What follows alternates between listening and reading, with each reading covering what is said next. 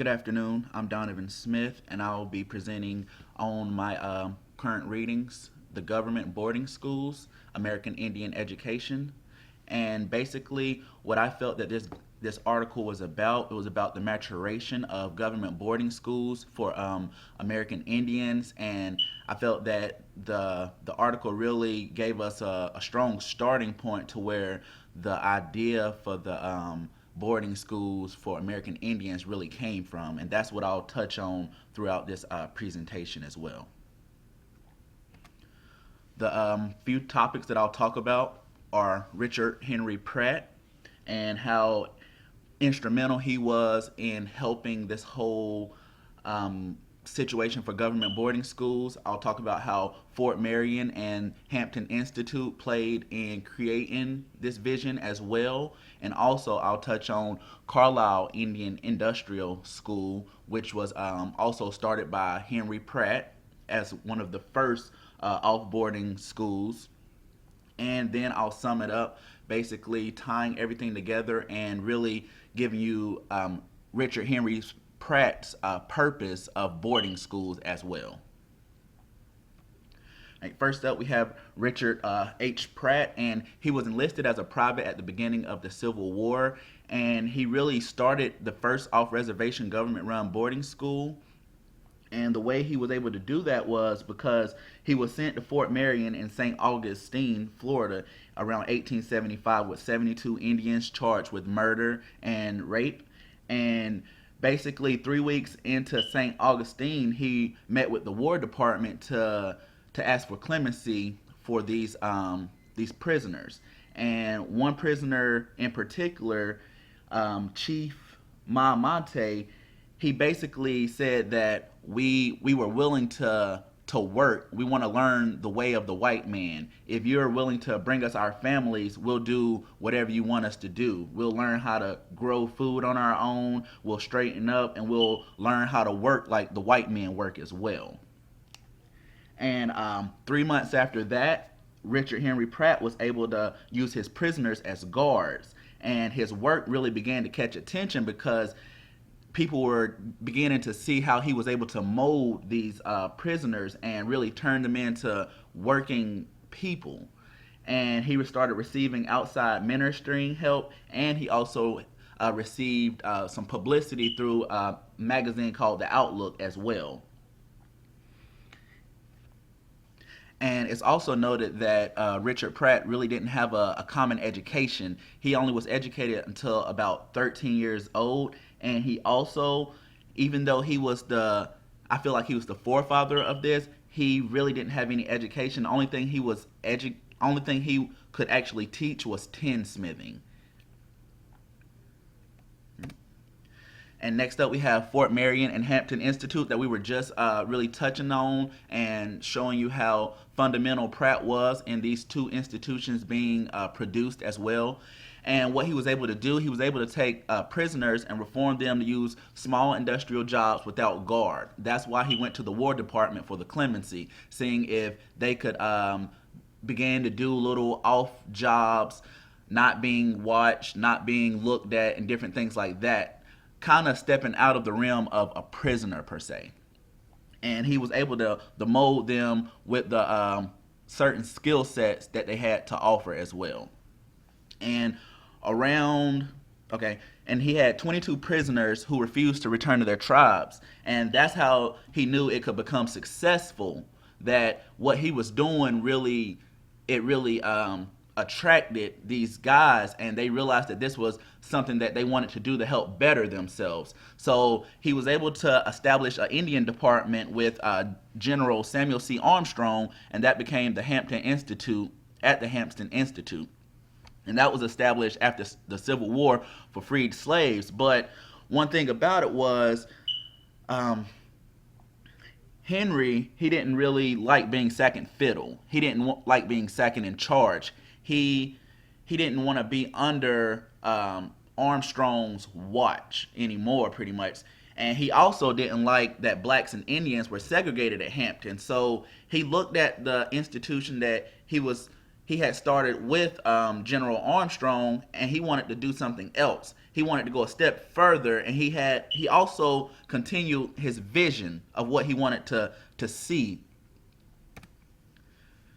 And that's where we came upon Carlisle Indian Industrial School. And this school was exclusively for Indians. And around the time that the school opened, Mr. Pratt was able to obtain congressionally approved detachment from duty so he could become the first superintendent of Carlisle. And Carlisle, it kind of blew up, and the main extracurricular activity that they kind of started to get money from was football. And the football team was coached by Pop Warner, who was hired by Carlisle in 1899. And the reason this is so big, and I relate it to today's society, is because it was noted that the football team was the main source of income and publicity for the school. This is how they received more students, and this is how they received more funds for the school as well. So even though Pratt was the superintendent, the football coach, who was Pop Warner, he was making 4 times the salary of a regular teacher at that time at that school, and he was making 2 times the salary of the superintendent, which was Pratt. So in all, Pop Warner began running the school, and the school started to look like a a school of professional athletes. That's what everybody sensed that it started to look like as well. But around 1918, that's when the school closed, and the reason that they keep saying that the Carlisle closed was because it was a lack of military units that they needed. So, long story short, they wanted to use the barracks that Carlisle Indian Industrial School was housed in. They wanted to turn those back into military barracks, so they closed the school. But even though they closed the school, Carlisle Indian Industrial School, it really helped convince a lot of people that off-reservation boarding schools work. Carlisle Indian Industrial School really set the building grounds for this to take place. It really opened a lot of eyes to see, hey, this idea could possibly work. And they were able to open 23 more off-reservation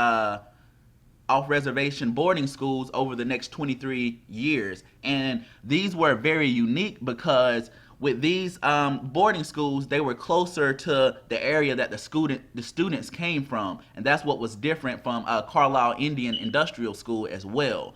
They moved the schools closer to the regions that they were producing more of the students from for these schools. And once Carlisle closed in 1918, Haskell Institute became the Indian Bureau's flagship boarding school, so that became the #1 boarding school, and it started the new trend of the government-ran boarding schools up to date. Now, the purpose of the boarding schools, now this is more from Richard Pratt's point of view, and his original goal was that through boarding schools, he could take the Indian out of his students and create a multiracial society where everyone acted like Anglo-Saxons of the Judeo-Christian persuasion. So basically what he was trying to do was to take these Indian students and help them to where they could go out into society and they could attend festivals with the whites. They could really coexist in the Anglo-Saxon society. So I believe that what he was doing was a good thing at the time as well, because he was giving them a new option of living. He was letting them know that even though he was really letting them know that they all could work together. And another cool thing that I realized throughout this reading was I noticed he had a better chance of getting help from the community rather than the Indian fronts that he was receiving the students from. And the reason that was because it was more of the Indian families, the parents, they were like, well, why do we need to be like these white people? Why do we need to learn how to do the things that they're doing? What can that help us do? Because history shows that it hasn't been a positive relationship. Like, we haven't really been able to to grow from that. And what Richard Henry Pratt was able to let them know was that, hey, maybe if you guys knew how to read back then, your land wouldn't have been stolen. If you knew these things that the boarding school was trying to teach the youth and everyone, then we could be better people. It could help our situations at large as well, because through the boarding schools, all he was really trying to do was to firmly educate. He was trying to educate and then give them a strong ground level, so that they could go within the community, they could go within the cities where all these Anglo-Saxons was, and they'd feel that they deserved to be there, that they really could they could move around on their own. They really didn't need no help, and that's what he was really trying to help them get to as well. Now, I have a few pressing questions for the class. My first question is, why do you believe American Indian students' academic achievements are still low?